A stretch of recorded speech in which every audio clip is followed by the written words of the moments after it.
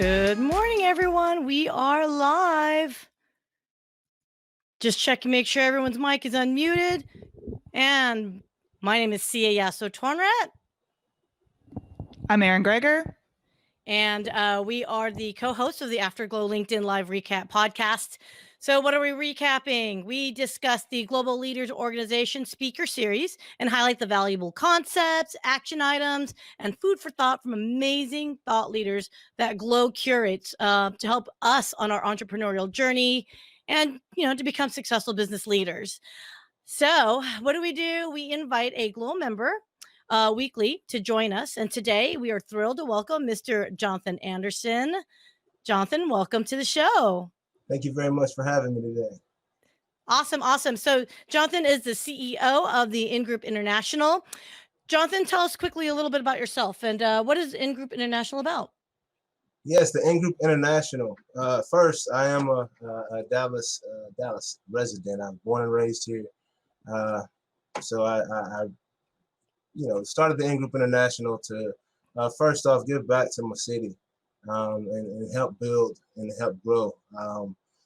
Dallas is a very innovative city. We go up north to Indianapolis or Chicago or New York. They have much older structures there, and they don't have the space that we have here. And, so we're able to continue to be one of the cities that are on the leading edge of design. And so I felt it would be cool to, as an 80s baby myself, I felt it would be cool to, start a company that would allow us to continue to innovate and not only build ideas that others see, but to create ideas and create an environment that's, that people love to come and be a part of because, it's very forward thinking. Awesome. And so you're an entrepreneur. You are the CEO and founder. Question for you is, what was it about GLO that attracted you to join? There's tons of organizations out there, but everyone has their benefits. But why GLO?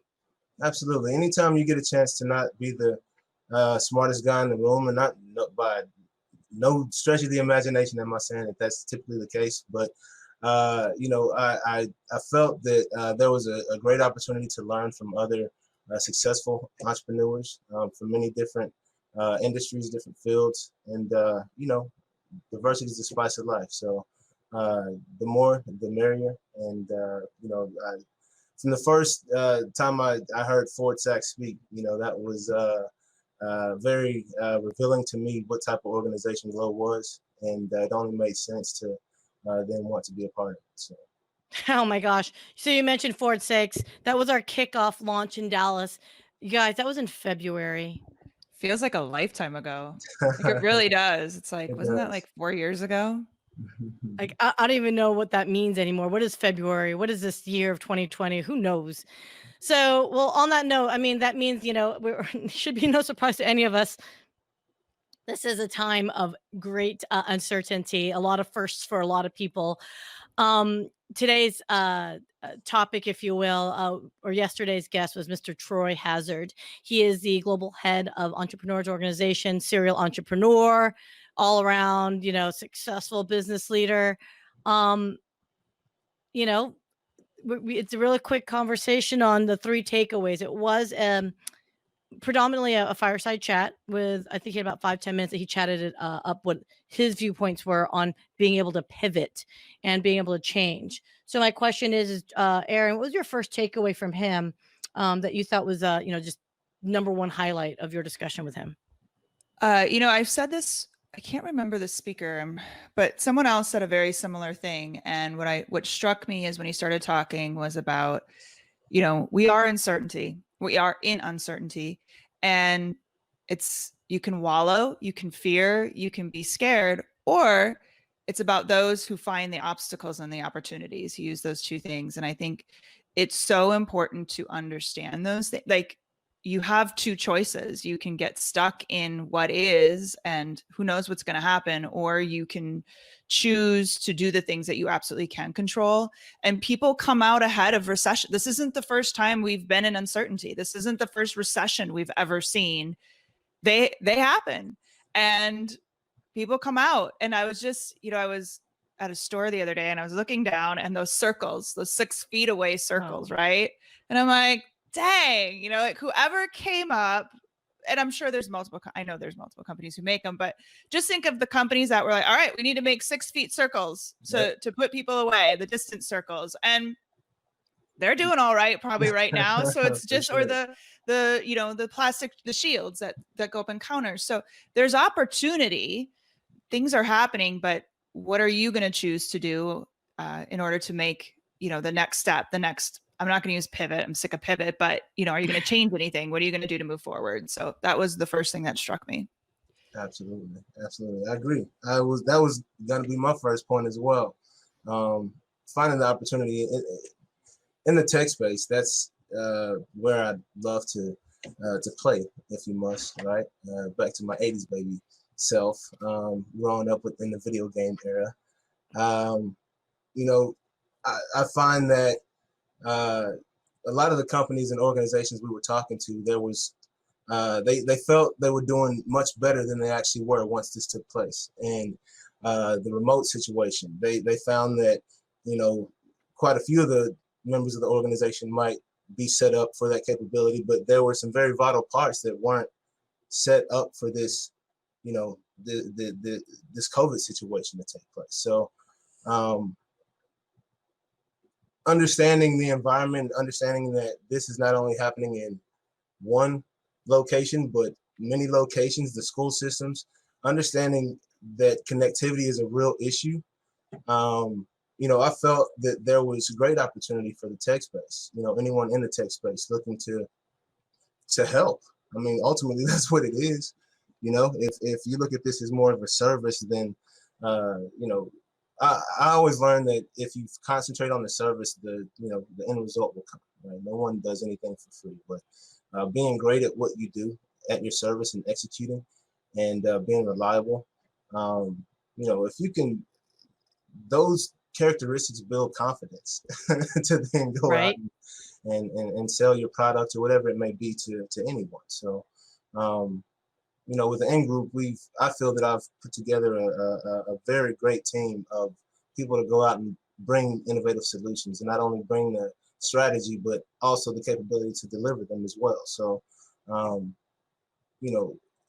me, I felt that this was a very opportune time.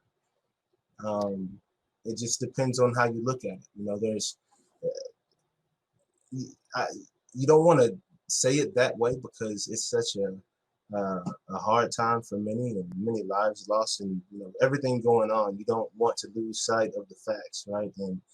And become immune to what's taking place. But at the end of the day, we have to keep moving forward, like you said, and not think about all the negativity around us. There's opportunity in these times if you just think about, and if you want to make this a better place at the end of the day. And I think right there, he had shared 6 principles, in adjusting for these types of times, right? He said he went through 4 different 4 major business upheavals, right? So you just mentioned one that I thought we would like to talk about was create a culture of confidence. We as entrepreneurs, I think, oftentimes talk about how awesome we are, or at least play the game, right? What did he call it? Actually, it was a different individual I was just about to quote, but we all have imposter syndrome to some degree. But in true leadership in times of crisis, you'd really have to instill your core values of true confidence in yourself, and that helps ground the rest of the team to be a little bit more comfortable, so they too can be confident in themselves and whatever their task or role is in the organization. Erin, for you, have you ever had a leader where it was a time of crisis, if you will, and they lacked confidence, or they excelled at confidence? And how did the team respond, and how did you respond? Yeah, had a situation where there was a lot of failures happening, and it was on that leader's shoulders, and he switched into a micromanagement role where he was just doing everything, and it it was a horrible situation because it made a lot of people angry. It made a lot of people question it, and definitely wasn't leading out of competence or confidence, leading out of fear.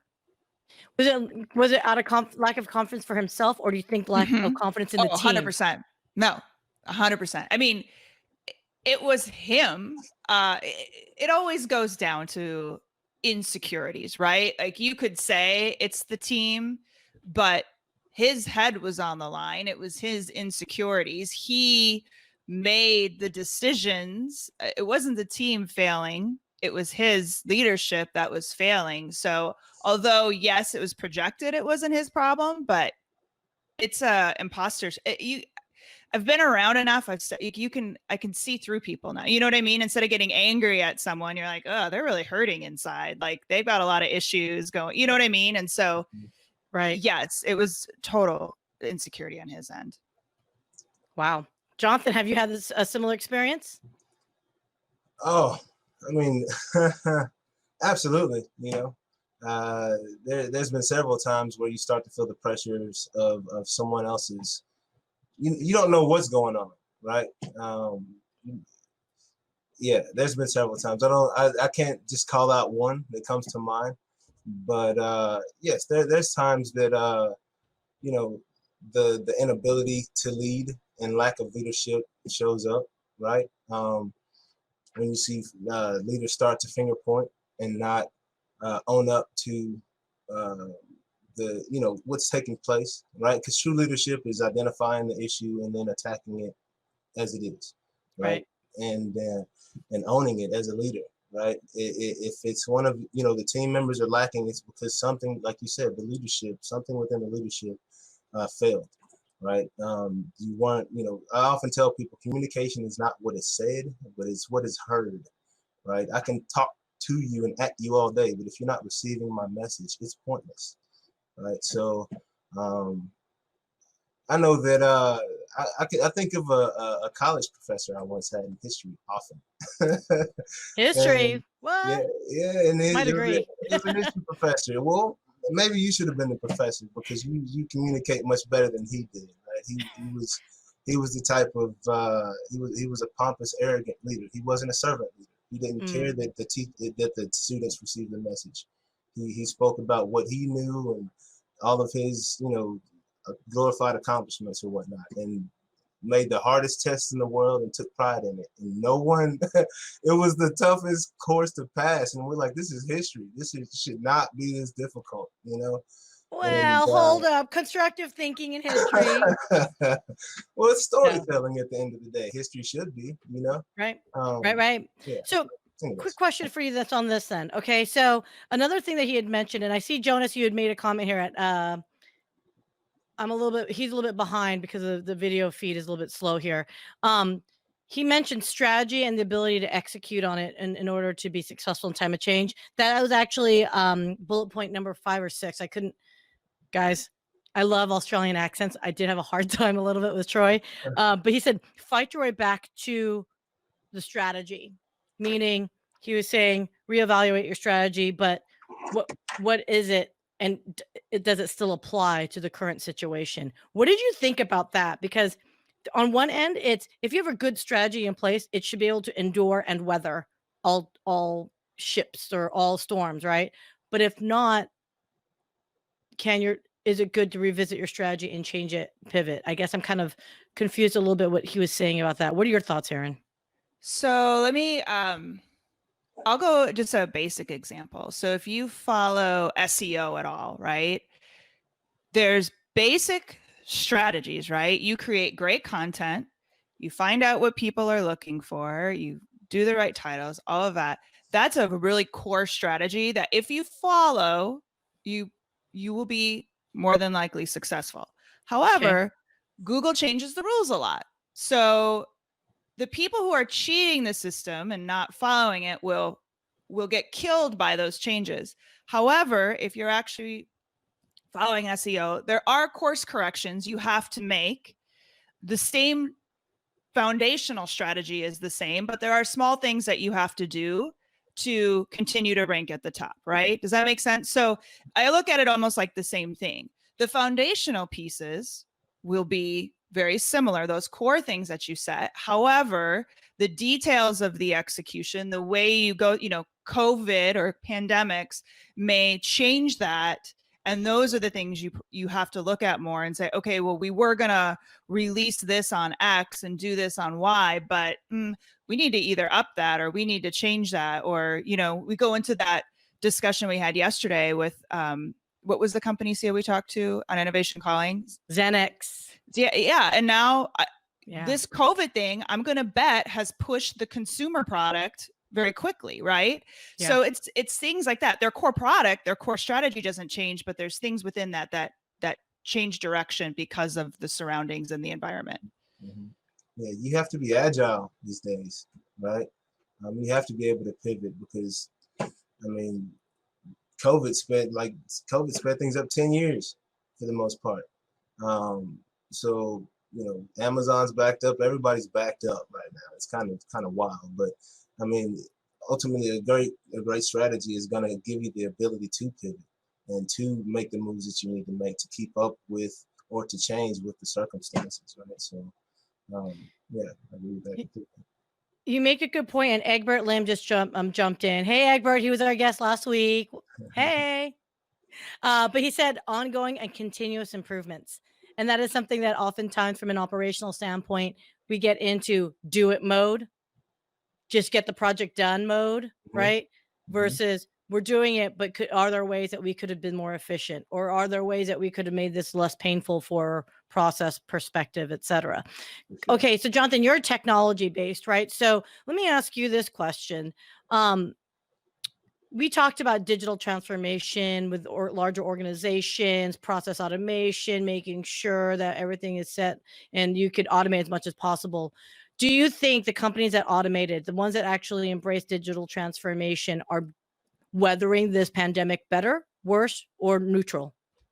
I'd say better, simply because of the fact that the majority of the processes are automated. And nothing's 100% automated because you have to have human correction in there, right?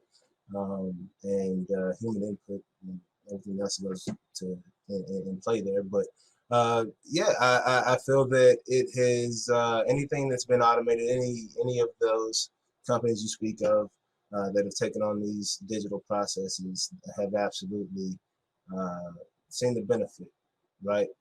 Streamlined, lack of human error, as I said, processes, and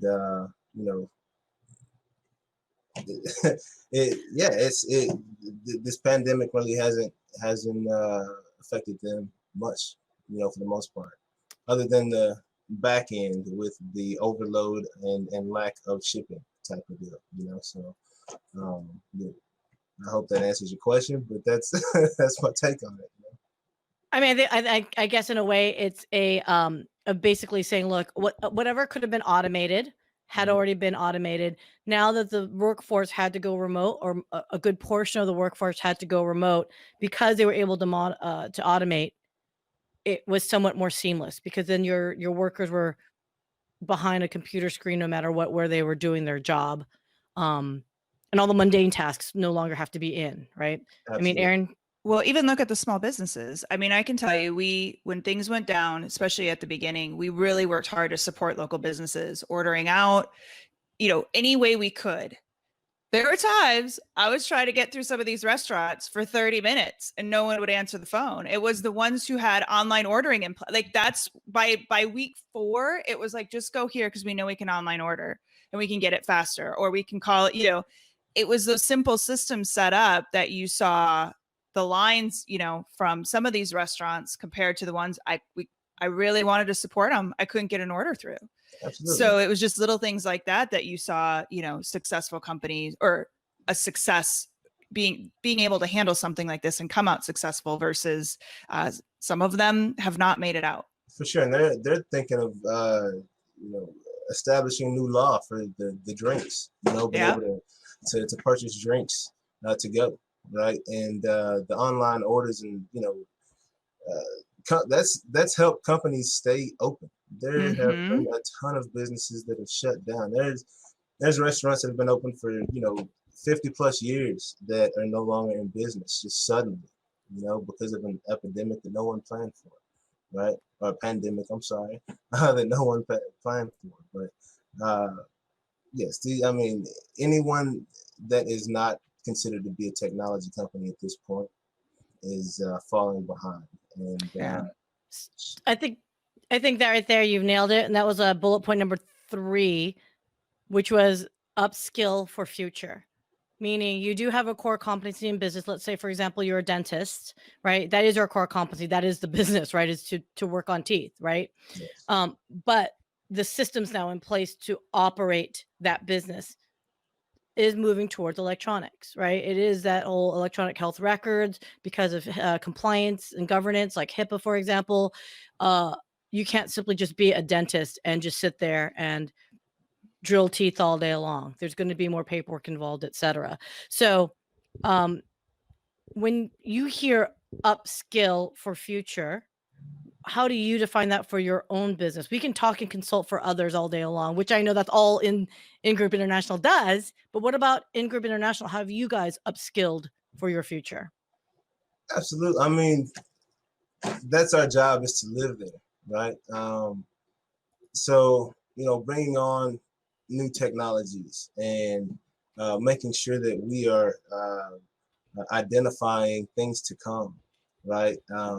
And ways to help different teams, different organizations, different practices, whatever it might be, whether it's in the medical field, whether it's in the educational system. We're making sure that we are creating environments for people to really enhance themselves and immerse themselves and continue to learn, right? I think about the school system right now. It's tough to reach a kid in class. Yeah. Right? Let alone at home with all the distractions in the world, right? So how can we help these kids engage as if they were playing Fortnite, or help these teachers reach the kids as if they were, someone, speaking to the kids that, Bill Nye or something, just someone. How can we reach the kids, right? In a way that it doesn't seem like a task on the parents, because now that's not only, parents are becoming teachers now, right? Ultimately, because if the kid doesn't get it during that session with the teacher, it's all messed up right now, right? And Yeah. to think about and to be able to,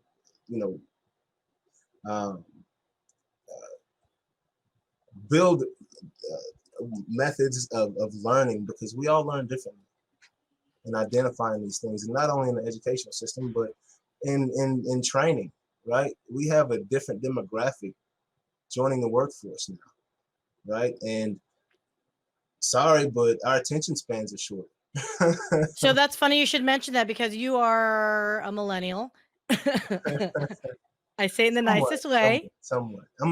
They call us Zillennials because we were actually not Zillennial, but Zillennial with an X. Then you're Xennials. Yes. So, but you're still the ennial part of it. No, but okay. So you mentioned something that's very interesting. The workforce is changing, right? Because Gen Z is legal age. These guys are almost drinking age now, I believe. So they are entering the professional workforce. The millennials, actually, I read an article, Erin, you'll love this because I'm a very generational obsessed person, but Gen Zs are now making fun of millennials and calling them antiquated, outdated, etc., which I find hilarious.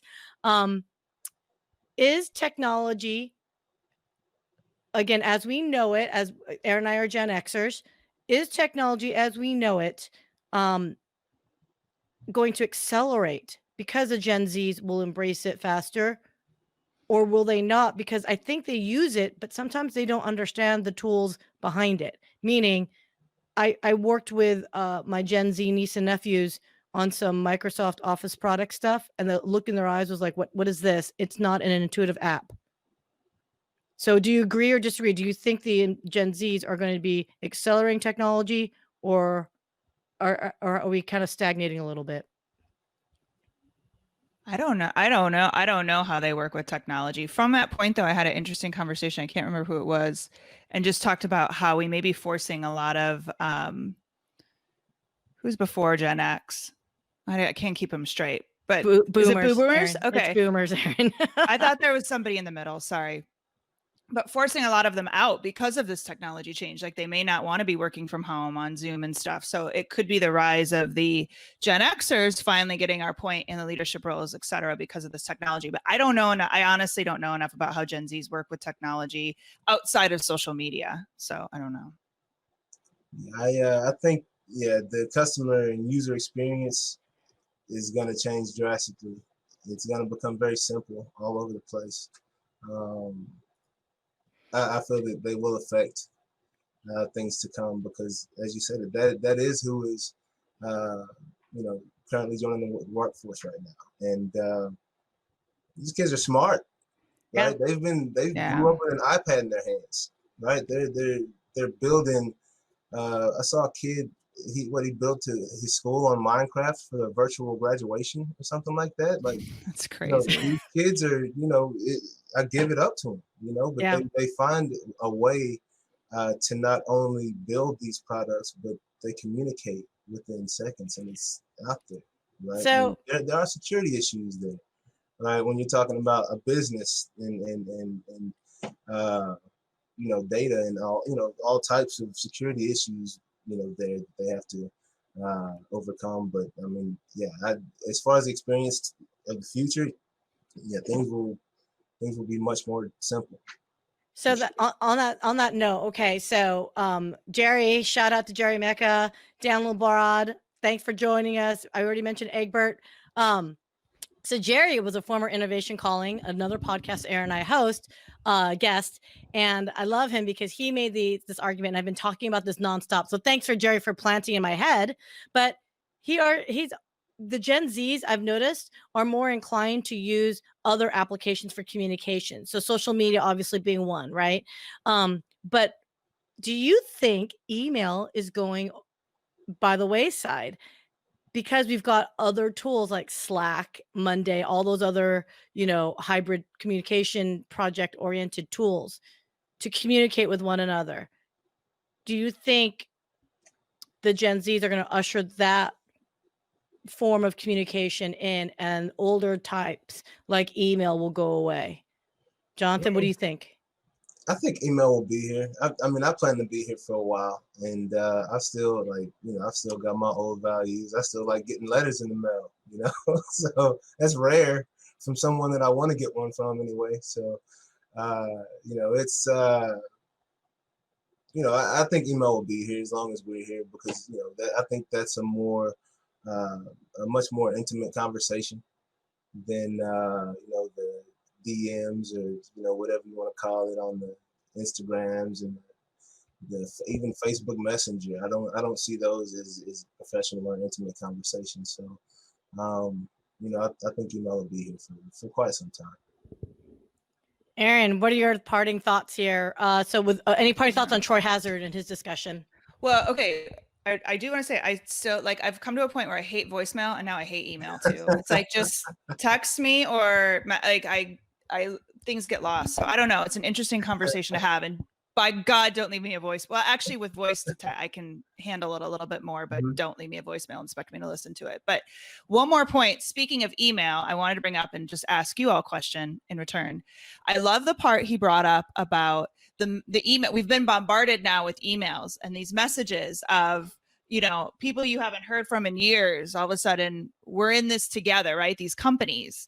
And I loved what he talked about. It's the marketing 101. What's in it for you? Like what's in it for me? That's what I'm asking. Right. And one of my favorite memes out there was when somebody said about American Airlines. It's like, I got an email from American Airlines that we're in this together, but we sure weren't in this together when my suitcase was 52 pounds, And so it's one of my favorite. But anyway, the question is, who cares if you've been around I don't care if you've been around for 135 years because we're seeing what's in it for me? And has that changed the way you're approaching customers or marketing?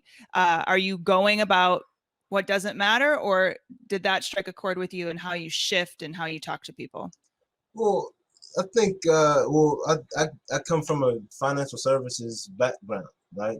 I played baseball and jumped into financial services, and our whole thing was, you know, the customer is ultimately the, right all the time. Okay. Even if they're wrong, you got to spend it to make them, feel right some type of way. Bringing value in any way that's possible to the customer is what I'm all about. So, you know, reward systems and that's all good. It's all good. But ultimately, if I can make your vision come to life and blow your mind at a very reasonable cost, because ultimately we want to continue to build this relationship for a long time. I think that's, bringing value every time you show up is the most important thing. That's awesome. I love that. On that note, because we are hitting up at 10:30, you guys. Jonathan Anderson, thank you so much, CEO of the In Group International.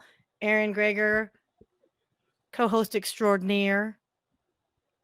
And last Oh my props God. of, and I'm Syya. Yes, I said that, whatever you want to call my last name. But we are the Dallas co-chairs of Global Leaders Organization. Why do we do this? Because we're podcast producers and podcast strategists. Why are we talking about GLO so much? And it's because we support so many businesses and entrepreneurs and thought leaders that we think it's a great opportunity to share this in a format that obviously we're very comfortable with. If you want to learn more about Global Leaders Organization, what it can do for you, it is all about commerce, capital, and community.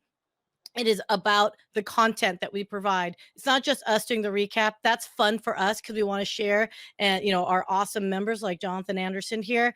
But if you want to learn more about GLO, go to withglo.com and you can sign up for basic membership. If you want to be super cool and you're in the Dallas-Fort Worth area, join the premium membership and join the Dallas chapter with Erin and myself, where you can get us in person, hopefully sometime in the next millennia. Hopefully, cross fingers and toes. But anyway, on that note, thanks for joining us again, you guys. We'll see you next week. Erin, final goodbyes. You wrapped it up beautifully. Awesome, guys. Have a great weekend and safe, everyone. Be safe. Bye, everyone. Bye.